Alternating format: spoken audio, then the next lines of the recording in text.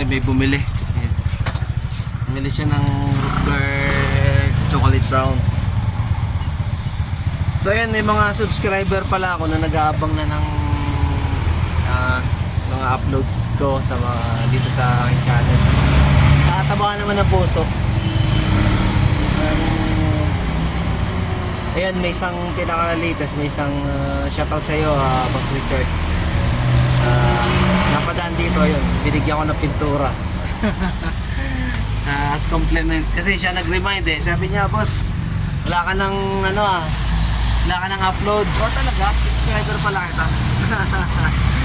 Nakataba naman ang puso, ganun pala yun. Yung mga nag-aabang pala ng kwento dito sa tindahan. So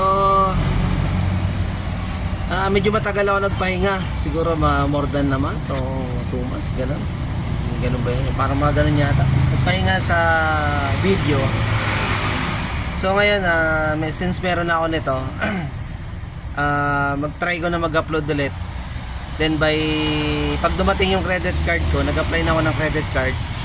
Pag dumating yung credit card ko, bili naman ako ng laptop.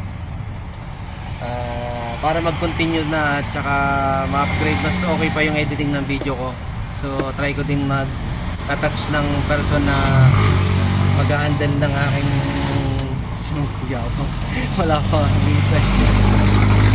So try kong hanapan ng oras paano makapag-edit ng medyo maganda-ganda. Sa ngayon dito lang ako nag-i-edit sa video So paano guys, subaybayan nyo, tingnan nyo, panoorin nyo paano ko gagawin to. At saka yung update nito hanggang matapos, papakita ko sa inyo. Yan, dito, ilagay ko lang dito yung ko. Ilagay ko lang yung